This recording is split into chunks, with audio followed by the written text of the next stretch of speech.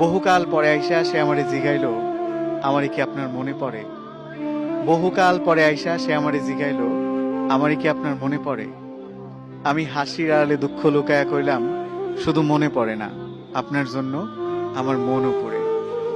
তুমি যে কথাটা বললা যে হচ্ছে আমাদের কথা কি মনে পড়ে কিনা, কিছু কিছু মানুষ থাকে মনের মানুষ, যারা সবসময় মনে থাকে এবং তাদের জন্য মন পুড়তে থাকে তাদের কথা যখন মনে হয়।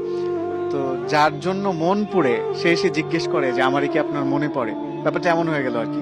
আমি আমার একটা কবিতার বইয়ে লিখেছিলাম যে বহুকাল পরে আইসা সে আমারে জিগাইলো, আমারই কি আপনার মনে পড়ে? বহুকাল পরে আইসা সে আমারে জিগাইলো, আমারই কি আপনার মনে পড়ে? আমি হাসির আড়ালে দুঃখ লুকায়া কইলাম, শুধু মনে পড়ে না, আপনার জন্য আমার মনও পড়ে। আমাকে বলে নাই, কিন্তু আমি অসংখ্য মানুষকে বলেছি। আমি সেই জন্য একটা কবিতাও লিখেছিলাম যে আমারে ভুইলা যায়েন না, ভুল কইরাও যদি ভুইলা যান আমি জানলে কষ্ট পাবো। জীবনে কত অপ্রয়োজনীয় জিনিসই তো আমরা মনে রাইখা দেই। কবে, কোথায়, কোন পথে হাঁটতে গিয়ে হোঁচট খাইলাম, অদেখা তার কাটাই লাইগা শখের জামাটা ছিঁড়া গেল। লোকাল বাসে ওঠার সময় না দেখা কেউ একজন হাতটা ধইরা টাইনা তুললো।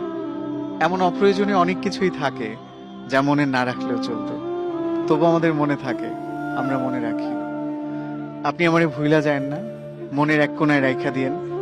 ফুল হয়ে যাওয়া ফোনের স্টোরেজের মতো যদি কখনো মনের মেমরি পরিপূর্ণ হয়ে যায়, যদি স্টোরেজের প্রয়োজনে কোনো কিছু ডিলিট করা লাগে, আপনি অন্য কিছু ডিলিট করেন, তবুও আমারে থাকতে দিয়েন মনে, যত্নে রাখেন কিংবা অযত্নে।